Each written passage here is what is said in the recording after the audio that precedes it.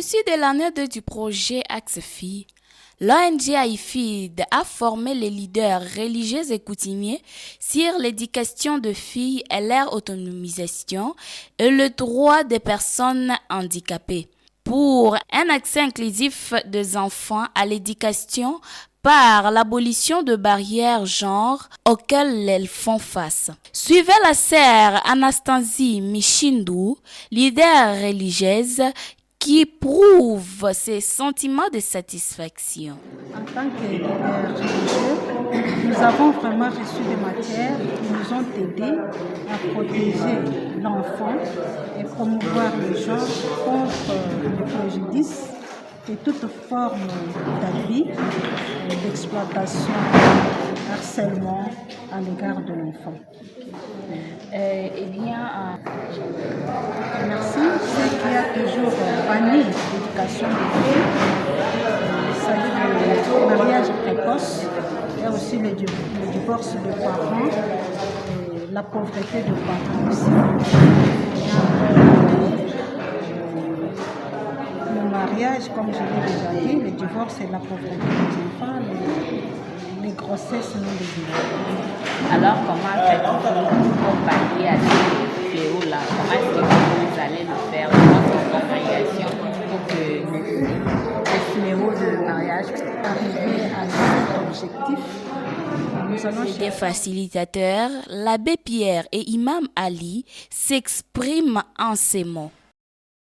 Les participants avaient encore un bagage de l'ancienne tradition, c'est-à-dire que donner le travail aux enfants, négliger la femme, son travail était seulement la maternité et la cuisine. Je crois qu'on a discuté en long et en large, il y a eu beaucoup d'échanges par rapport à ça. Et ils sont arrivés au finish pour dire tout simplement, maintenant nous avons reçu une nouvelle approche, nous allons nous mettre parce que et les chefs coutumiers et les participants d'une manière générale se sont mis d'accord pour dire tout simplement que maintenant nous nous mettons d'accord et nous allons aider ce projet à arriver à un changement de comportement au niveau de toutes les entités. Les entités coutumières, que ce soit une entité religieuse. Les pressions sont bonnes. Pour appuyer l'éducation inclusive, tout d'abord comme pasteur, comme prêtre, c'est-à-dire on ne cesse jamais d'apprendre, on va continuer à sensibiliser, on doit continuer à enseigner. Et par rapport à cette formation et qui est quand même des résultats positifs, c'est-à-dire le changement de mentalité par rapport à tout ce qui se faisait avant. Vous savez que l'enfant à la famille, il était maltraité, il était exploité, il y avait beaucoup de violences, beaucoup de sortes de violences qui se faisaient par rapport à l'enfant. Alors, sachant que par manque de connaissances, quelqu'un peut faire tout ce que bon lui semble. Mais étant déjà instruit, nous espérons quand même de la part de nos leaders religieux, nos leaders coutumiers, un changement de mentalité par rapport à la thématique exprimée pendant les 4 jours. Et aussi la promotion du genre. Vous savez que la femme est la première vulnérable qui est marginalisée et que toutes les réponses, toutes les questions proviennent toujours de l'homme et non de la femme. Et maintenant, sachant déjà que non, la femme aussi c'est un être, égalité des sexes, égalité des genres, alors on a quand même cherché à instruire ou enseigner, à dire nos partenaires, leaders religieux ainsi que les leaders coutumiers, pour que l'applicabilité de cette loi ici, de cette thématique ici, entre quand même en vigueur, qu'il y ait quand même un changement de mentalité, un changement de comportement par rapport à tout ce qui est enseigné pendant les 4 jours de formation.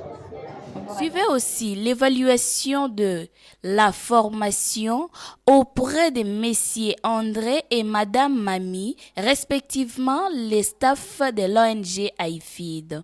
Comme le projet l'indique, accès égalité pour l'éducation des filles, notre souci majeur est de promouvoir l'éducation de la fille.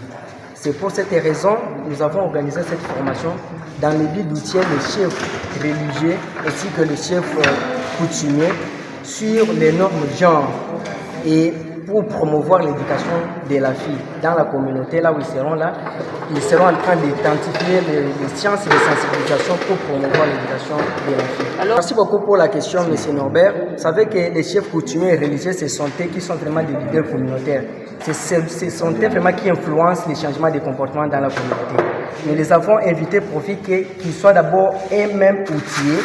Et s'ils sont outillés, ils vont faciliter la communauté, que ce soit dans des églises, mais dans la communauté, les changements de comportement à ce qui concerne l'éducation de la fille et ainsi que la promotion du genre. Merci beaucoup. De la journée qui cadre avec la formation. Selon mes évaluations, je trouve bien que la matière a été vraiment pertinente par les participants. Il y avait quand même de feedback, il y avait de questions, il y avait de réponses. C'est-à-dire, je trouvais que la matière était très pertinente. Il y a eu nos leaders religieux, nos leaders coutumiers qui ont vraiment participé vraiment massivement. Ils ont participé, ils ont donné une bonne participation. C'est-à-dire, j'ai précisément dit du côté matière, ça a été bien exposé par les intervenants, les formateurs, en commençant par la présentation du projet AXEFI qui a été vraiment abordé par la dame Josiane Quater. J'ai vu que cela a été pertinent aussi dans la salle. Et aussi la matière sauvegarde qui a été lancée. C'est là où on a montré quand même l'importance de la sauvegarde, comment nous devons sauver nos enfants et nous-mêmes les adultes, comment nous devons nous sauver. Oui, d'abord c'était vraiment l'objectif de cette formation ici. Quand nous les voyons déjà et nous avons déjà l'espoir que la communauté, ils vont propager tout ce qu'ils ont reçu dans la formation pour aller propager la communauté, afin qu'ils nous lancent des messages en démontrant la communauté sur la protection de l'enfant et aussi la promotion des genres. C'est-à-dire, nous sommes en train de lutter contre la discrimination des enfants. Donc, nous voulons démontrer que tous les enfants sont vraiment importants et tout genre compte dans la société, dans la communauté, dans les églises aussi partout. Donc nos leaders religieux ont le devoir de propager ces messages dans des églises, là où ils habitent, voire même dans des villages, voire même aussi les journalistes dans des radios. Votre rôle, c'est de propager, de sensibiliser, de vulgariser le message qui cadre avec les projets. Pour la fin, les participants ont prouvé leur joie en remerciant le facilitateur et les organisateurs en ces mots. Mot de clôture des chefs coutumiers participant à l'atelier de formation sur la protection de l'enfance et la promotion des femmes, c'est-à-dire genre. Mesdames, mesdemoiselles et messieurs, chers participants au terme de cette formation sur la protection de l'enfance et la promotion de la femme, nous tenons à remercier les organisateurs de leurs différents partenaires d'avoir rendu cette activité possible. Permettez-nous de remercier de manière particulière les deux facilitateurs. Nous avons cité Imam Ali Bamba et l'abbé Pierre Manza pour leur disponibilité et aussi l'abrégation dont ils ont fait montre au cours de cet atelier. Au moment où nous allons rentrer dans nos différents milieux et communautés, après 4 jours de formation et avec l'ensemble des connaissances qui nous ont été transmises, nous sommes convaincus que nous serons dorénavant des canaux d'espoir pour tous les enfants et les femmes de nos différents milieux. En RDC, il est généralement admis qu'étudier une femme, c'est étudier une nation. Comme il est ainsi reconnu que l'enfant ou soit la jeunesse, c'est l'avenir de demain. Donc les deux catégories des personnes constituent notre futur en tant qu'humain. C'est la raison pour laquelle nous avons signé des actes d'engagement pour la protection de l'enfance et la promotion de la femme. Ainsi donc, nous déclarons que désormais, nous n'allons plus transiger avec les maltraitances, négligences, harcèlement et toute autre forme d'abus dont sont victimes les enfants et les femmes. C'est à cet but que nous serons les dirigeants dont leadership responsable et pour une société plus juste et plus équitable pour ses composantes, particulièrement les catégories les plus vulnérables. Fait à Chikapa le 14 février 2025, les leaders coutumiers.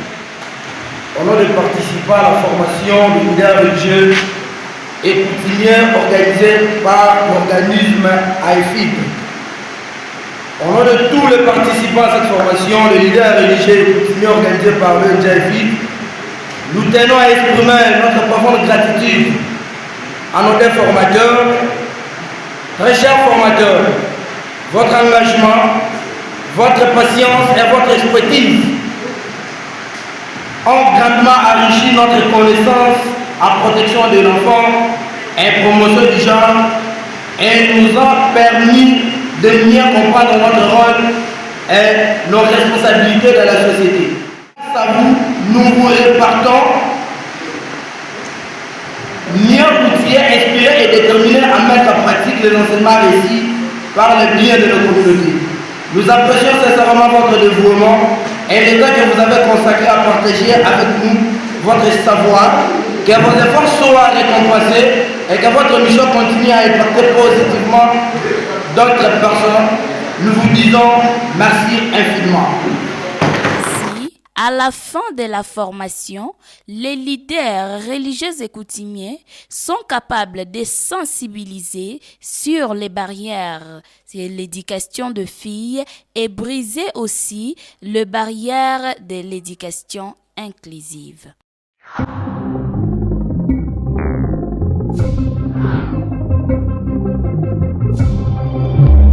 Thank you.